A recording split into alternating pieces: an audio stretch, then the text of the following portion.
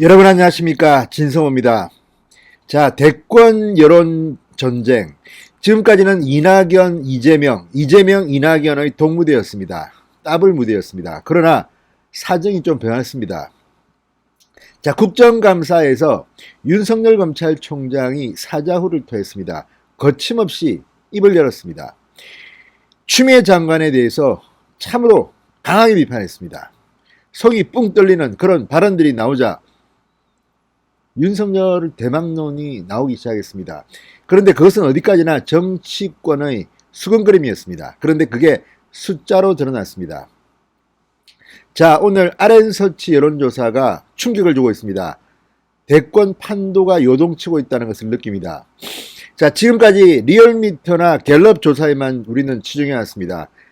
정기적으로 발표되기 때문에 우리는 늘 리얼미터와 갤럽에 나온 그 여론이 국민의 여론인 것처럼 착각했습니다. 그러나 이번에는 달랐습니다.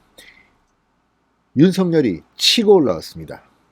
야권에서는 압도적인 1등을 했습니다. 그리고 이재명, 이낙연 아마 떨어야 될 겁니다. 특히 이낙연은 계속 망가지고 있습니다. 얼마 전에도 이건희 회장 타계 소식을 듣고 글 하나 올렸다가 네티즌들로부터 거의 벼락을 맞았습니다.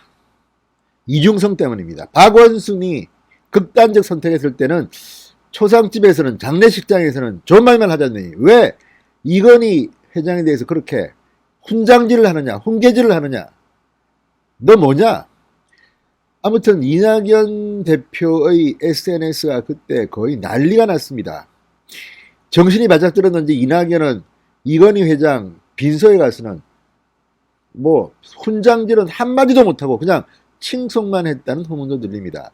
아무튼 이런 것들을 보면 이제 1년 반 정도 남은 다음 대통령 선거 상당히 흥미로울 것 같습니다. 그리고 지금 거론되는 사람들이 과연 그때까지 남아있을지도 잘 모르겠습니다. 지금 이낙연 대표는 무너지는 속도가 굉장히 가파릅니다. 이재명 지사는 반대로 대법원 무죄 선고를 받은 뒤 완전히 형이 확정됐습니다. 무죄입니다. 그러자 날개를 달았습니다. 그러나 미미합니다. 반면 야권에서는 정말 차이가 너무 많이 납니다. 윤석열과 그 다음 2등과는 어마어마한 차이가 납니다. 윤석열 검찰총장에 이어서 뭐 홍준표, 오세훈 뭐 등등등등이 있습니다만 상당히 차이가 납니다. 그리고 놀라울 만한 것은 윤석열 총장이 두 자릿수라는 겁니다. 앞으로 여론조사가 요동을 칠 것으로 보입니다. 진성호의 직설 시작합니다. 방송에 앞서 아직 진성호 방송의 구독자가 아니신 분들은 붉은색 구독 버튼 눌러주십시오. 더 좋은 방송으로 보답합니다. 자, 이 여론조사, RN서치 여론조사는 분명 갤럽이나 리얼미터와는 결이 다릅니다. 그리고 또 하나, 지금 나오는 것은 아무래도 이 인지도라든지 유명세 또는 뉴스 미디어의 관심도에 의해서 전해냅니다. 그런 측면에서 볼 때 이낙연은 이제 더 나올 게 없습니다. 이재명도 뭐 이제 답보 상태. 윤석열은 조금 다릅니다. 계속 뭐가 터질 것 같습니다. 뭐 가령 문재인 대통령에 대해서 윤석열 총장이 그 측근 비리를 수사한다든지 또는 문재인 대통령과 추미애 장관 등이 윤석열을 쫓아내려고 압박을 한다든지 이런 일이 벌어지면 벌어질수록 윤석열은 올라갈 가능성이 높습니다. 그래서 윤석열이 무서운 겁니다. 자, 지금 윤석열의 존재가 얼마나 무서웠으면 지금 민주당 의원들은 무슨 파우스트니 무슨 조폭 두목이니 이렇게 막말을 하면서 맹비난을 하고 있습니다. 야권도 비슷합니다.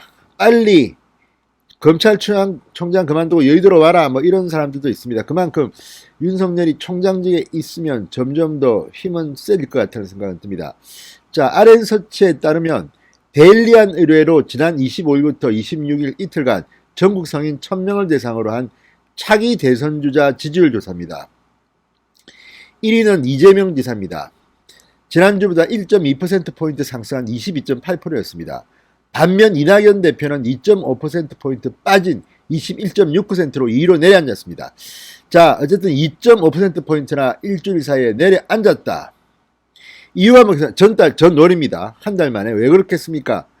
이낙연 대표는 당대표가 된 뒤에 그렇게 크게 보여준 게 없습니다. 그 이유는 문재인 따라가기를 하다 보니까 이낙연이 보이지 않는다는 비판이 많습니다. 반면 이재명은 이재명을 보여주고 있습니다. 그냥 막 지릅니다. 뭐 우파든 좌파든 걸리면 붙습니다. 이러니까 개성이 눈에 보입니다. 캐릭터가 눈에 보입니다. 반면 이낙연의 캐릭터는 문재인에 가렸다는 그런 생각도 듭니다.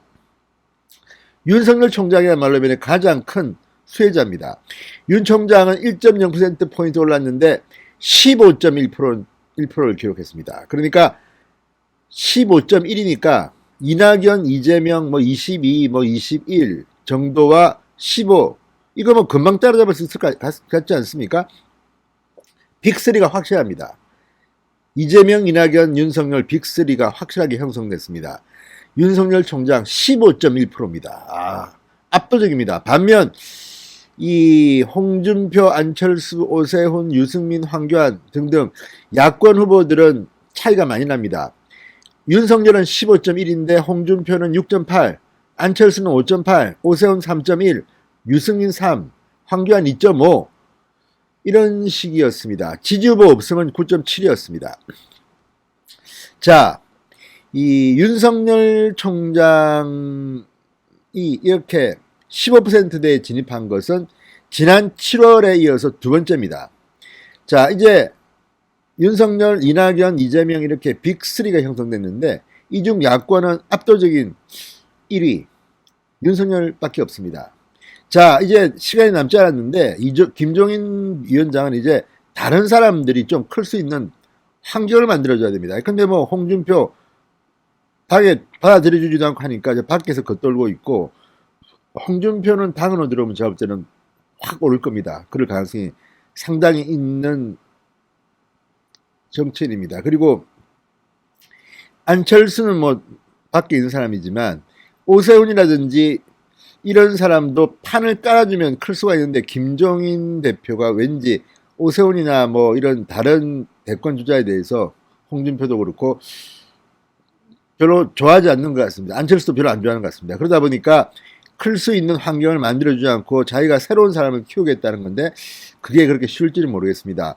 김종인 위원장은 윤석열도 그렇게 탐탁치 않게 생각하는 것 같습니다. 어쨌든 그건 그거고 김종인은 김종인이고 윤석열의 지지율이 이렇게 상당합니다. 15.1%까지 나왔습니다.